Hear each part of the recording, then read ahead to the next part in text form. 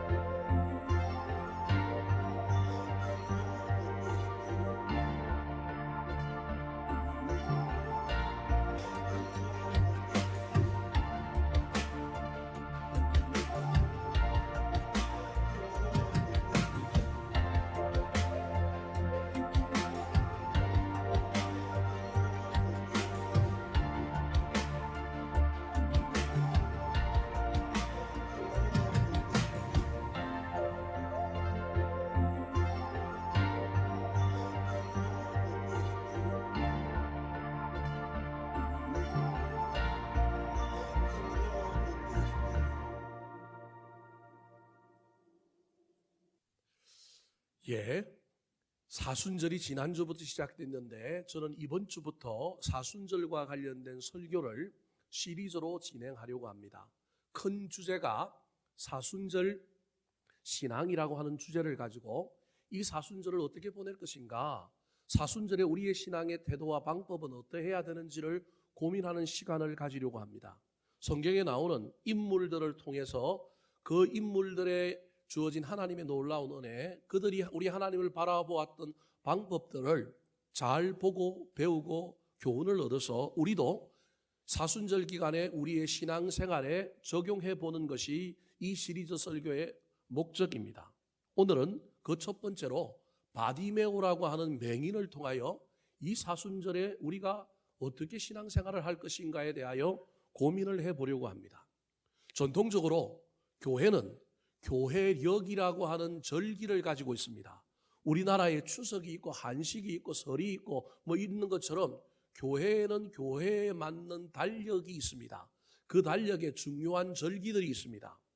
우리 하나님은 무소부재하시고 우리 하나님은 어디든지 계실 뿐만 아니라 우리 하나님은 언제나 우리에게 은혜를 주십니다. 그런데 그럼에도 불구하고 우리가 유한하기 때문에 우리가 부족하기 때문에 하나님은 특별한 날, 특별한 절기에 더 큰 은혜를 주시는 분입니다. 여러분이 믿을는지 안 믿을는지는 모르겠지만 일주일 7일 동안 다 하나님께서 역사하시지만 저희들이 한 날을 구별하여 주일날 주님 앞에 나와서 더 신실하게 더 큰 은혜를 받고자 노력하는 것처럼 1년이라고 하는 큰 주기 속에 절기라고 하는 것은 그런 의미가 있습니다. 그래서 절기에는 여러분 눈에 보이는지 안 보이는지는 모르겠지만 제 눈에는 하늘로부터 더 큰 은혜들이 충만하게 내려오는 계절입니다.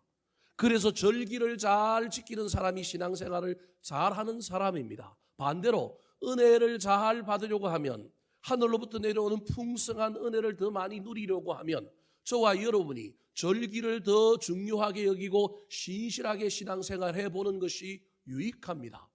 운동선수가 1년 12달 365일 다 똑같은 강도로 훈련할 수 없습니다.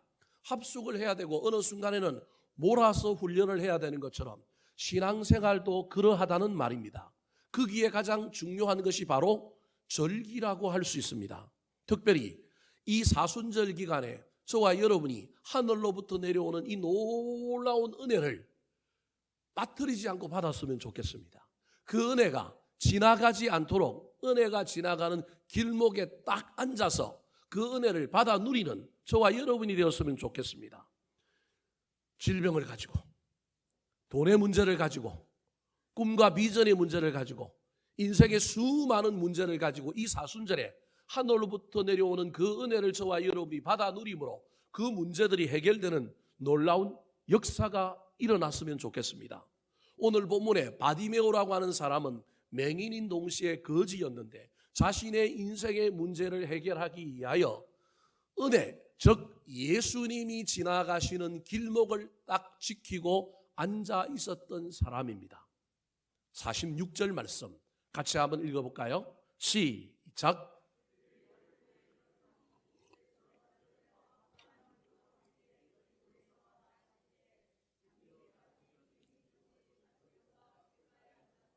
자, 여리고에 이르렀는데 나가실 때 들어오는 문 말고 나가는 문을 딱 지키고 앉아 있었던 사람이 누구냐 하면 바디메오라고 하는 사람이었습니다. 딱 앉아서 내가 주님을 만나리라, 내가 은혜를 반드시 경험하리라, 그렇게 생각하고 앉아 있었던 이 사람, 이 바디메오의 태도가 사순절에 내려오는 은혜, 사순절에 우리 인생의 수많은 문제를 붙들고 저와 여러분이 은혜를 받고 주님을 만나야 할, 저와 여러분이 배워야 할 중요한 모습이라는 겁니다. 앉아서 길목을 지키고 있는 저 바디메오의 모습. 그때 우리 주님께서 이 바디메오를 귀하게 여기셔서 지나가지 않으시고 바디메오에게 찾아오셨습니다. 49절 말씀 시작. 예수께서 머물러 서서 그를 부르라 하시니 그들이 그 맹인을 부르며 이르되 안심하고 일어나라, 그가 너를 본다. 예수님은 바디메오를 만나려고 여리고에 가신 것이 아닙니다. 여리고를 지나가고 계십니다. 지나가는 은혜가, 지나가는 예수님이 바디메오에게 찾아갔습니다. 바디메오가 은혜를 만나고 예수 그리스도를 만난 이유는 무엇일까요? 그의 신앙에는 어떤 신앙이 있었기에 지나가시는 주님이 그를 부르고 그를 만났을까요?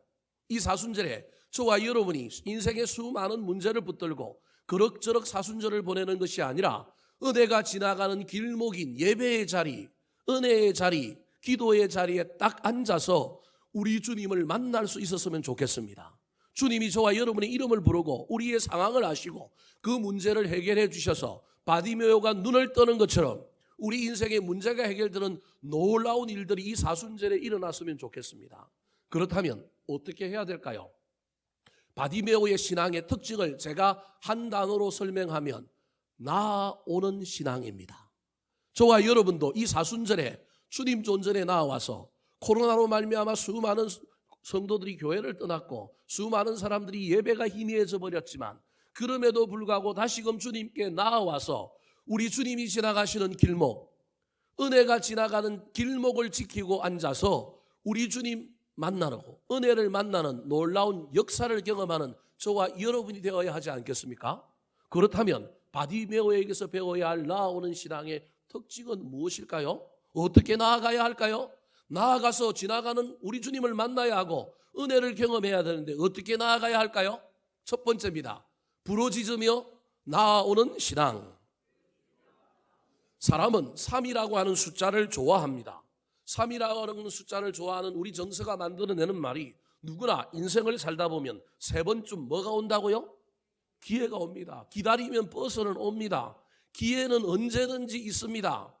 세상에 수많은 사람들이 인생을 살면서 난 너무 억울하다, 난 기회를 만나지 못했다라고 말하는 사람들이 많이 있습니다. 그런데 알고 보면 그 사람이 기회가 없었던 것이 아니라 기회를 기회라고 보는 영적인 분별력과 통찰력이 없었기 때문에 수많은 기회가 왔음에도 불구하고 기회를 놓쳐버리고 기회를 지나가게 한 겁니다.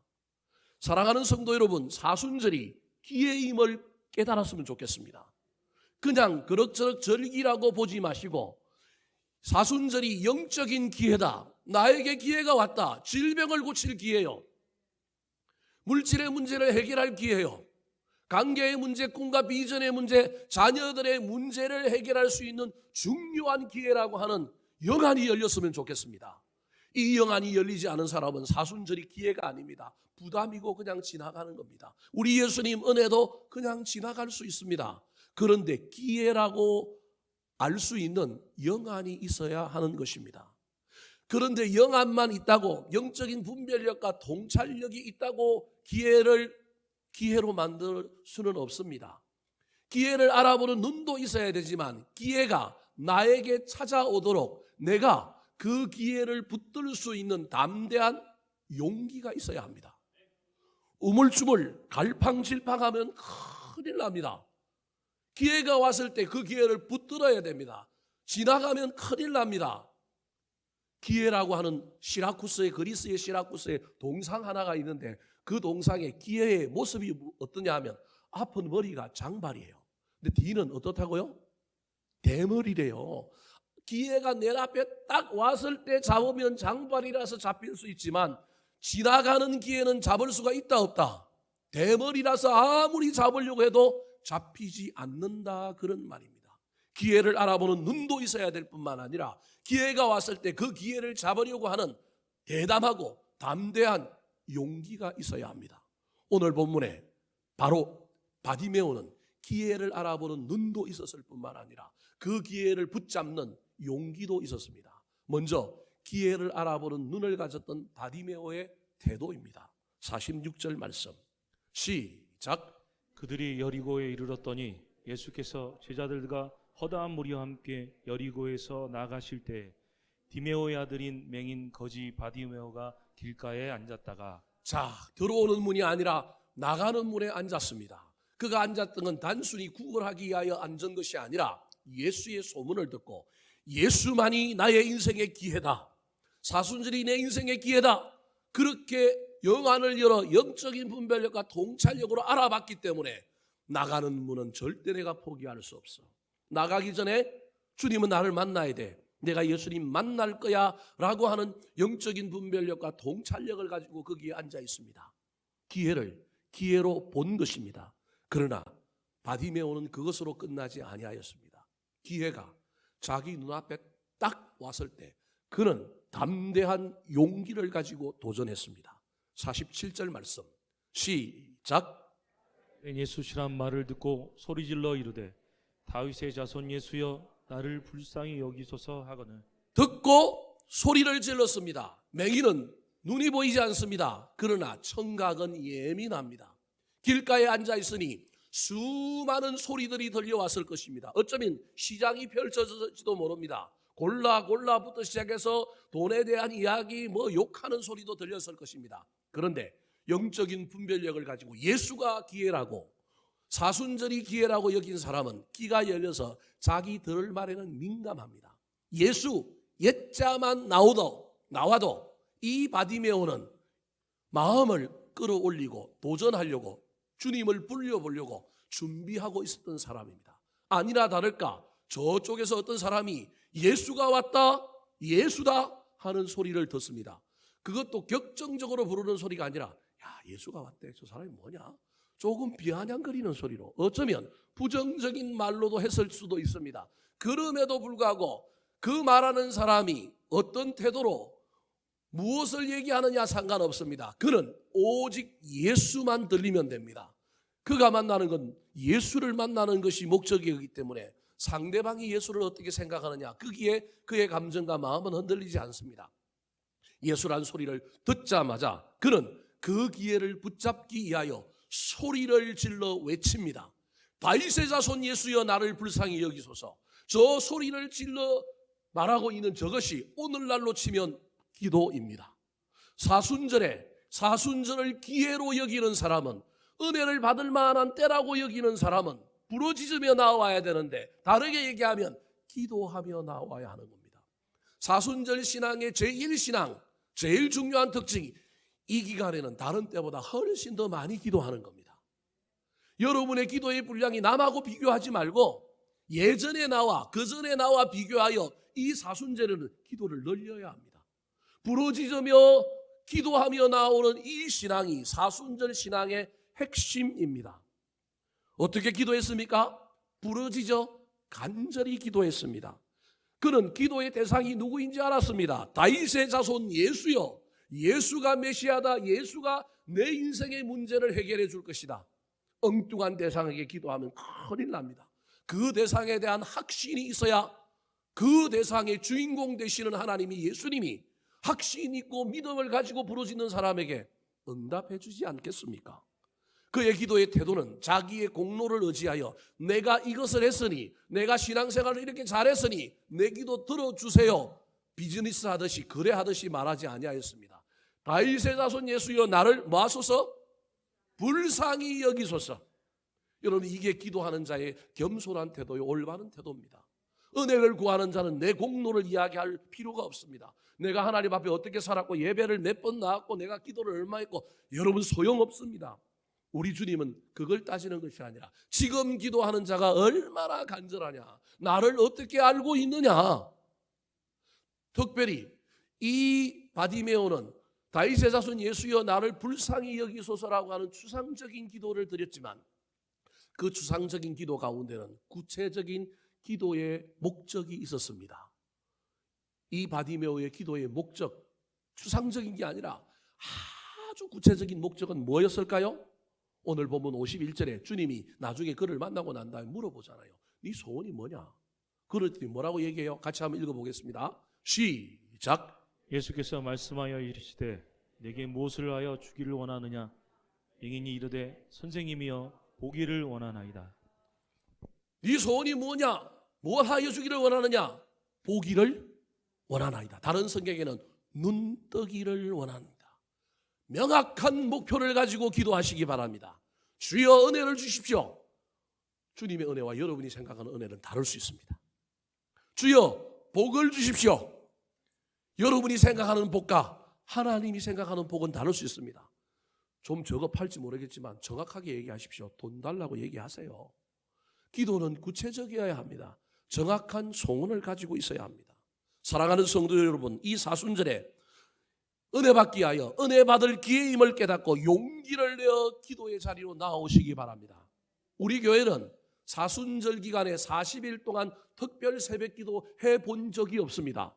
왜냐하면 제가 40일 금식을 성공을 못 해봤기 때문에, 목사진은 40일 동안 금식도 안 해보고 교인들한테 40일 나와서 기도해라, 제가 양심에 못 하겠더라고요. 그래서 저는 우리 교회에 와서 한 번도 40일 특별 기도회를 해본 적이 없습니다.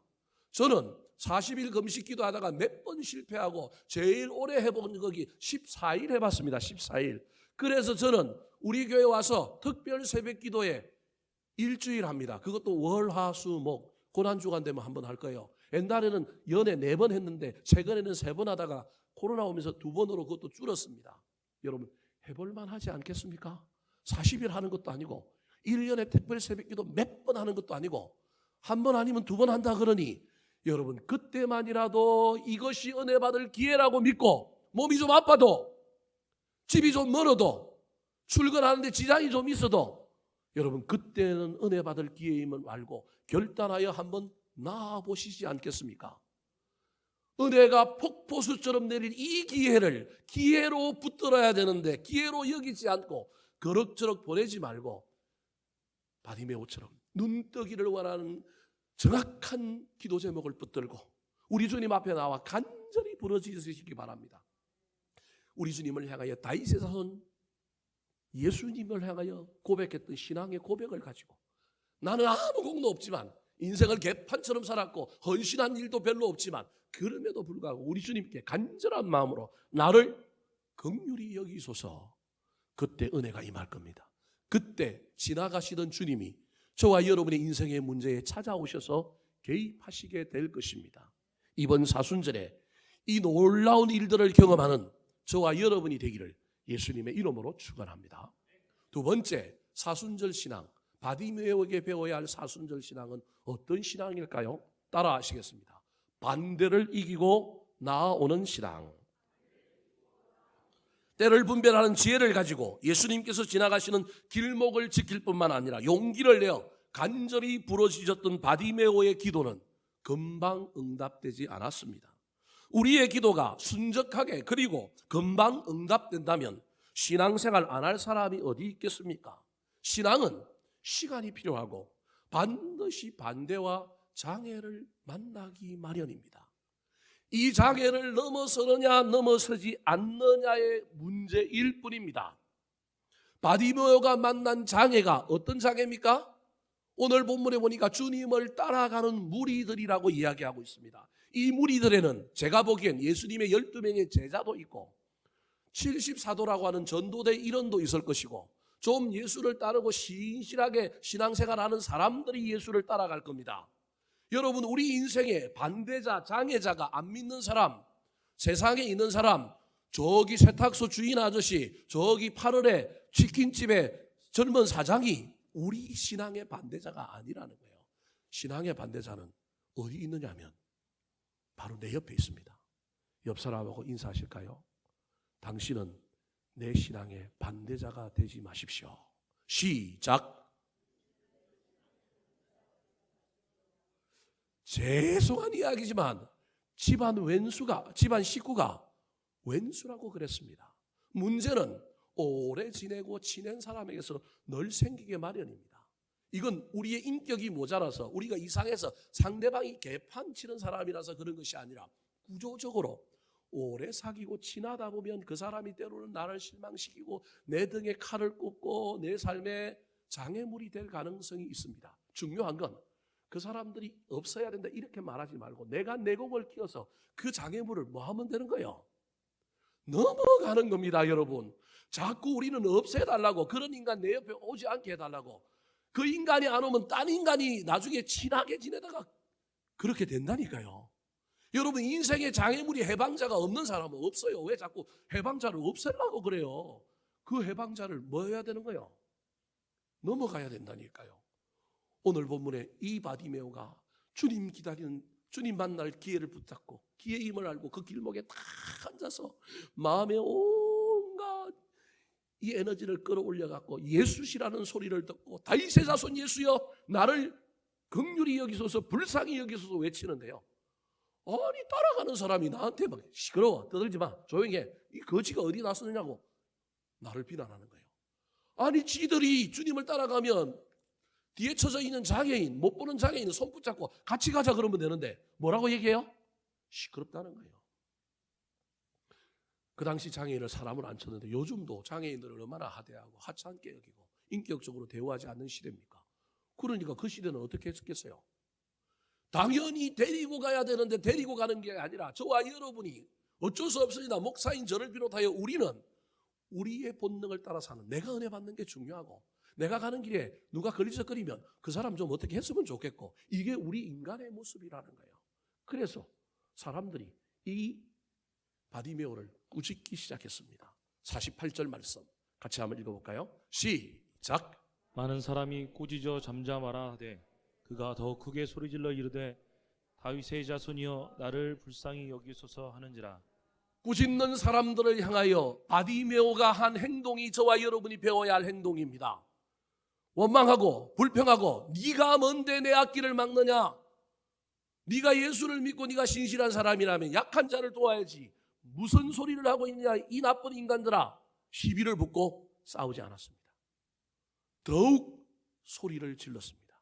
사랑하는 성도 여러분, 이 사순절에 주께 나올 때 수많은 것들이 우리 앞을 가로막을 겁니다. 저와 여러분의 인생에 수많은 반대자뿐만 아니라 우리를 유혹하는 장애물, 우리를 막아서는 벽과 같은 수많은 장애물들이 이 사순절에 저와 여러분을 막을 겁니다. 피곤이 막을 거고요. 불편함이 막을 거고요. 사순절에 내가 기회의 힘을 알고 주님 앞에 좀 나오려고 했더니 드라마가 3월 첫째 주부터 새로 시작한대요. 그 드라마를 좀 보고 싶은데 사순절에 기도하기가 힘들어요. 드라마를 보고는 날밤을 샐 수 있는데 기도하기는 쉽지 않은 게 저와 여러분이라는 거예요. 수많은 장애물들을 좀 이겨보시기 바랍니다. 사람이 나를 힘들게 한다고 그 사람 때문에 낙심하여 에이 안 해 그러지 마시고 그럴수록 더욱 힘을 쓰시기 바랍니다. 원망과 불평, 시비와 싸움이 아니라 상황과 환경과 사람에 굴하지 않고 여전히 가던 길을 계속하고 하던 길을 계속하던 이 바디메오의 모습을 본받으시기 바랍니다. 제가 보기엔 바디메오가 처음에 부러지질 때는 우리 주님이 반응하지 않고 그냥 지나가려고 했습니다. 그런데 반대를 만난 이 바디메오의 하는 모습을 보고 반대를 만났음에도 불구하고 비난을 받고 상처를 입을 만한 일임에도 불구하고 그 속에서도 여전히 나의 상대는 나를 반대하는 사람이 아니라 나의 목적은 주님이다. 주님을 만나느냐 만나지 않느냐가 중요하지 내가 다른 사람에게 호응을 받고 다른 사람이 나를 인정하고 다른 사람이 나를 막 지지하고 이게 중요한 게 아니라 나의 목표는 그 중간 단계는 어떠한 과정을 거치든지 간에 나는 주님을 만나는 거다. 이게 바디메오의 태도입니다. 근데 저와 여러분은 이 태도는 잊어버리고 이 목표, 최종 목표는 잊어버리고 자꾸 중간 단계에서 허우적거리고 헤맵니다. 허우적거리고 헤매는지 중간 단계 속에서도 용기를 내어 계속 그 목표를 잃지 않고 자기에게로 다가오는지 보시는 분이 우리 하나님이요 예수님입니다. 더욱 크게 소리 지르는, 더욱 더 열심히 하는, 더욱 더 용기를 내고 더욱 더 열정을 갖고 있는 이 바디메오를 보는 순간 2차의 부르짖음에 우리 주님이 찾아오셨다는 것, 우리 주님이 그 자리에 머물러 서서 제자들을 보내어 바디메오를 자기에게로 불러왔다는 사실을 기억하시기 바랍니다. 처음 것에 우리 주님이 전혀 움직이지 아니하였습니다. 그러나 반대를 만나고 장애를 만났음에도 불구하고 그것을 이기고 그것을 뛰어넘으려고 하는 그의 열정, 그의 열심에 우리 주님이 반응하셨다는 사실을 기억하여 이 사순절 기간에 은혜가 지나가는 길목에 저와 여러분이 앉아서 주님을 만나고 은혜를 경험했으면 좋겠는데 악한 마귀는 우리 앞에 사람의 장애물을 갖다 놓을 거고 환경과 정서적인 마음의 수많은 장애물을 갖다 놓을 터인데 그것 때문에 뒤로 물러가거나 멈추지 마시고 더욱 크게 소리 지르는 저와 여러분이 되기를 예수님의 이름으로 축원합니다. 세 번째, 이 사순절에 저와 여러분이 어떻게 신앙생활을 해야 될까요? 바디메오에게 배워야 할 사순절 신앙은 무엇일까요? 따라 하시겠습니다. 버리고 나아오는 신앙. 자, 더욱 부러지는 이 바디메오를 보고 우리 주님의 마음이 움직였습니다. 우리 주님께서 사람을 보내어 바디메오를 불렀습니다. 49절 말씀 시작. 예수께서 머물러 서서 그를 부르라 하시니 그들이 그 맹인을 부르며 이르되 안심하고 일어나라 그가 너를 부르신다 하매 지나가려던 예수님, 지나가려던 은혜가 드디어 멈추어 서서 우리에게 다가오는 놀라운 역사가 펼쳐지게 된 것입니다. 이때 주님이 부르시는 이 그분 부르는 앞에 바디메오가 보인 반응이 어땠을까요? 50절 말씀 시작. 맹인이 겉옷을 내버리고 뛰어 일어나 예수께 나아오거늘 예수님께 나와왔는데 세 가지 동사가 있습니다. 하나는 버리고, 하나는 뛰어서, 하나는 일어나. 저 뛰어 일어나다라고 하는 말은 마치 기다렸던지 용수철처럼 뛰어서 일어나서 주님께 나온 겁니다. 이 바디메오에게 주님의 그 오라고 하시는 것을 얼마나 간절히 기다리고 있었는지를 알 수 있습니다. 그런데 생각을 해보십시오. 바디메오가 맹인이잖아요. 맹인의 특징은 천천히입니다. 맹인은 빨리 하면 큰일 납니다. 눈이 보이지 않기 때문에 자기가 가지고 있는 지팡이를 가지고 앞을 똑똑똑 두드려서 안전한지를 보고 가야 될 뿐만 아니라 손을 뻗어서 앞에 장애가 있는지 없는지를 보고 가야 되는 사람. 그래서 정상인들보다는 지극히 속도가 느린 사람이 누구냐 하면 맹인입니다. 그런데 이 맹인이요, 앞뒤 분간을 안 가립니다. 오라고 하신 그 주님 마음 바뀔까 봐 지금 배지 않는 눈을 갖고, 정말로 눈에 배는 게 없습니다. 누구만 보이는 거예요? 보이지 않는 눈으로 예수님만 보이는 거예요. 이게 얼마나 멋집니까? 눈은 안 보이는데 오직 주님만 보여요. 배는 것이 없는 인간인데 배는 것이 있는 인간보다 더 간절함과 더 신실한 모습으로 누구께 나아가고 있느냐면 주님께 나아가고 있는 거예요. 근데 저 모습에서 저와 여러분이 생각해 봐야 될 것이 있는데, 겉옷을 어떻게 했다고요? 내버렸다고 얘기합니다. 겉옷이 떨어졌다 그렇게 말하고 있지 않습니다. 동양을 하고 있던 그가 어쩌면 어깨에 쇼를 두르는 것처럼 겉옷을 이렇게 덮고 있을 수도 있고, 무릎 담요처럼 그가 가지고 있는 겉옷을 무릎에 얹고 있었을 수도 있습니다. 그래서 주님이 부르신다는 말에 격정적이고 감동적인 마음을 가지고 용수철이 튀어오르는 것처럼 일어나서 주님께 가는 바람에 어깨에 숄처럼 덮고 있는 겉옷이, 또는 무릎 담요처럼 자기 무릎에 얹어뒀던 겉옷이 떨어졌을 수도 있습니다. 그런데 성경은 떨어졌다 그러지 않고 주도적이고 능동적으로 이 바디메오가 겉옷을 뭐 했다고요? 버렸다 그렇게 말하고 있습니다. 여러분은 대단한 겁니다. 저는 겉옷을 버릴 수 있을까? 오늘 이 성경 말씀을 붙들고 열심히 설교를 준비하는 가운데 이 겉옷이라고 하는 단어에 하찮게 여겨지지만, 바디메오에게 하찮게 여겨지지만 이 겉옷이 가지고 있는 무게가 어떤 무게인지가 점점 제 눈에 들어올 때, 나는 주님 부르시면 겉옷을 버릴 수 있는 사람인가? 자신이 없는 거예요. 왜 그럴까요? 이 바디메오에게 겉옷은 그냥 겉옷이 아니라 그의 생명입니다. 왜냐하면 고대의 모세의 율법에 의하면 어떤 사람이 너무너무 가난하여 전당포에 전당을 맡길 때 전당품 중에 최고로 쳐주는 것 중에 하나가 겉옷이었습니다. 겉옷을 전당 잡히면 많은 돈을 줬단 말이에요. 그런데 그 겉옷을 전당 잡은 전당포 주인이 해야 될 가장 중요한 법이 하나 있는데, 이 모세의 율법이 아주 중요한 법이었어요. 그 사람을 저녁에 불러가지고 다시 그 옷을 어떻게 하는 거예요? 주는 거예요. 그리고 아침에 이 옷 다시 뭐 해라? 갖고 와라. 왜냐하면 일교차가 너무 심하여 겉옷을 입고 있지 않으면 그 겉옷 때문에 사람이 죽을 가능성이 있기 때문에 그렇습니다. 그래서 유대인들에게 써여진 마태복음에는 예수님께서 이웃 사랑을 외치면서 누군가가 너에게 속옷을 달라고 그러면 뭘 주라고요? 겉옷을 주라고 얘기하고 있고요. 누가복음에는 다른 성경에는 거꾸로 적어놨어요. 속옷을 달라 하면 겉옷을 주라 그랬고, 겉옷을 달라고 하면 뭘 달라 그래요? 속옷을 주라 그래요. 왜냐하면 문화별로 중요하게 여기는 옷이 다르기 때문에 그렇습니다.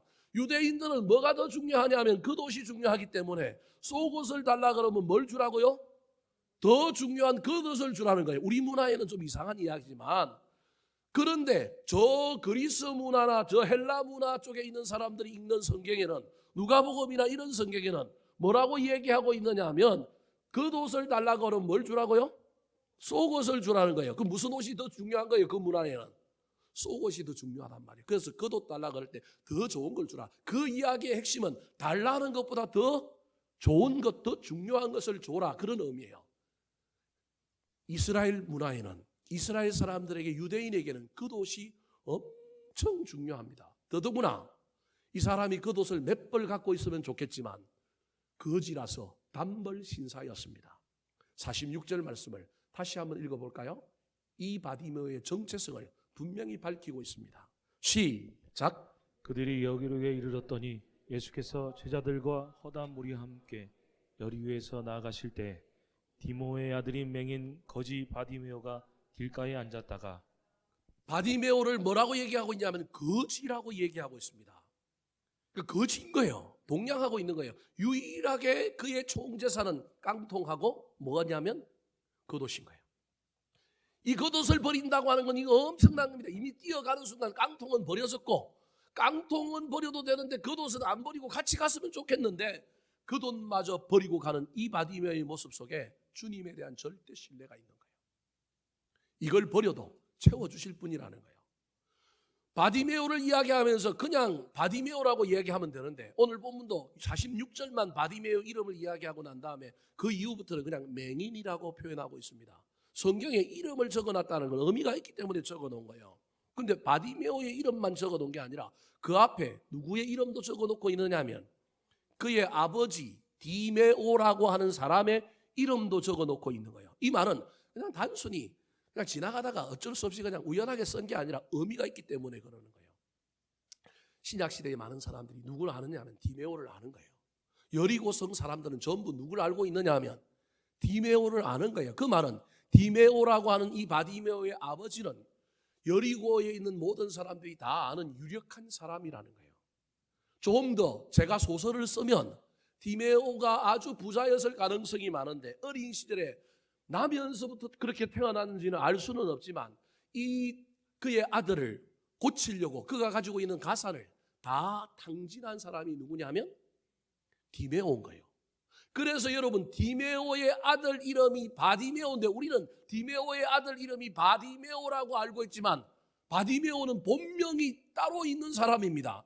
본명으로 불려진 사람이 아니라 누구누구의 아들이라고 불려진 거예요.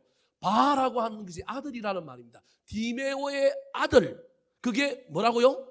바디메오예요. 본명이 아니에요. 아버지 때문에 아버지 누구누구의 자식이라고 하는 이름으로 불린 사람이 누구냐면 바디메오인 거예요. 그러니까 바디메오는 사람들에게 잘 모르는 누구 집 자식 정도로만 이해하고 사람들은 잘 모르는데 아버지 디메오는 엄청나게 유명한 사람이요 많은 사람에게 알려진 사람인데 그렇게 잘 살았던 유력한 그 집안이 이 바디메오 때문에 제가 쓰는 소설입니다. 성경에 그런 얘기가 있다는 게 아니고 이 바디메오 때문에 집안은 풍비박창나고 아버지는 돌아가셨고 이제 유일하게 누구만 살아남았느냐면 바디메오만 살아남았는데 뭐 하나 유일한 재산으로 갖고 있어요? 겉옷 하나. 물론 깡통도 갖고 있지만 겉옷 하나 재산을 갖고 있는 거예요. 겉옷을 버렸다라는 건 전 재산을 버렸다라는 의미가 되는 겁니다. 여기에 중요한 원리가 있습니다. 지금부터 여러분들이 이제 긴장할 건데 우리 보고도 겉옷 버리라고 할 텐데 여러분 저도 겉옷 못 버립니다. 성경을 읽으면서 겉옷 버려보려고 어제 밤새도록 고민해봤지만 야 나는 겉옷 못 버리는구나. 그러면 교인들한테 겉옷 버리라고 설교 못하겠네. 여러분 저보다 믿음이 좋아서 여러분 인생 가운데 때로는 주님 만나야 될 때 이게 거추장스럽고 이게 주님 만나는 걸 가로막는다고 하면 겉옷 버릴 수 있는 여러분이 나왔으면 좋겠습니다. 겉옷은 못 버리더라도 이 사순절 기간에 저와 여러분이 뭔가는 버려야 하지 않겠습니까? 버리지 않고 주님께 나오면 우리 주님이 들어갈 공간이 없을 텐데 집도 버려야만이 공간이 생겨서 뭐가 들어올 텐데 버리지 않고 어떤 변화가 일어나겠습니까? 변화는 버려야 생깁니다. 버려야 무슨 일이 생기냐면 체험이 일어납니다. 바디메오처럼 저와 여러분이 신앙이 대단하여 하나님에 대한 절대적인 신뢰와 내 인생의 앞으로 모든 미래를 이분이 채워주고 해결할 줄 것이라고 하는 믿음이 있어서 그냥 떨어진 것이 아니라 겉옷을 버릴 수만 있다면 얼마나 좋겠습니까? 그러나 우리 하나님 저와 여러분에게 너희들 다 겉옷 버리고 나한테 나와라 이 사순절 기간에 그러지 않을 뿐입니다.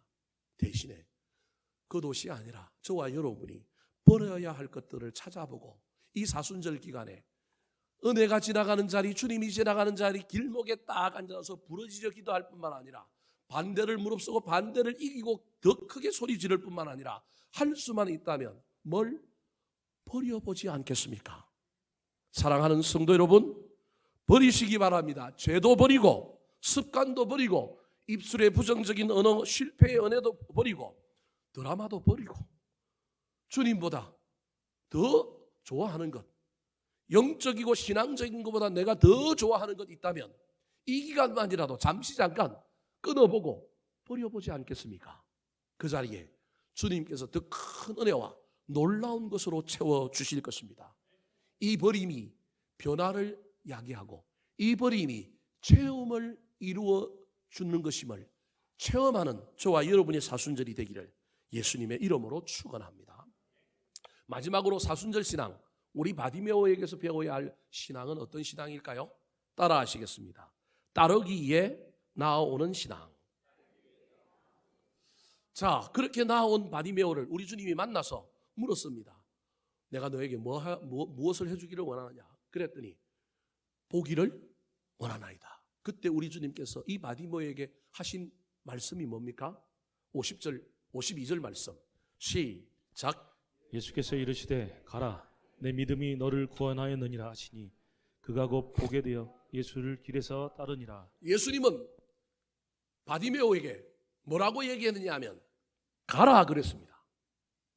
여러분, 저와 여러분 저 장면에서 기억하셔야 됩니다. 우리는 예수님이 어떤 이적을 행하실 때 그 자리에서 그 이적이 바로 나타난 경우도 있지만 허다한 주님의 이적은 순종을 동반합니다.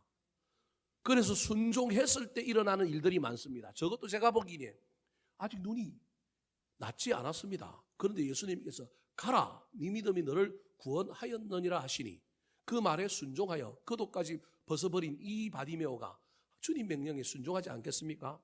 그래서 순종하여 가더니 얼마 못 갔을 겁니다. 소경이니까 아마 명인이니까 가던 중에 그의 눈이 어떻게 됐다고요?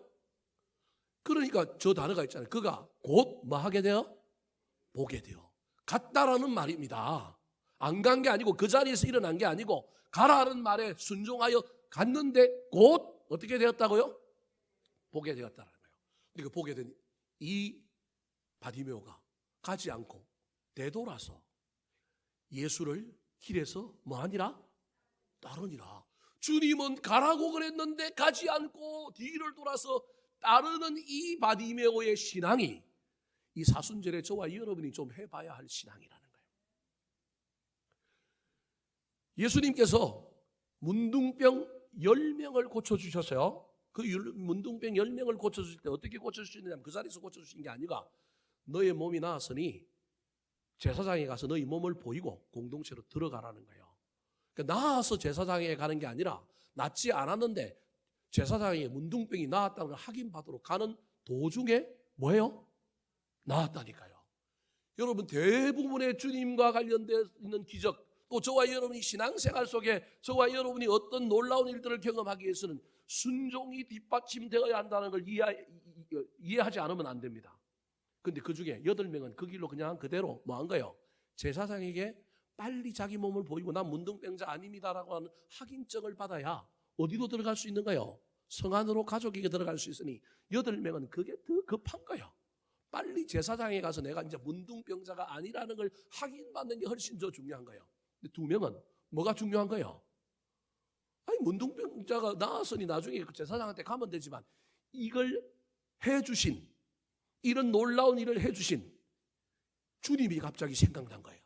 그래서 가다가 뭐 한 거예요? 돌이켜서 주님 앞에 나가 무릎을 꿇고 우리 주님께 뭐 했다고요?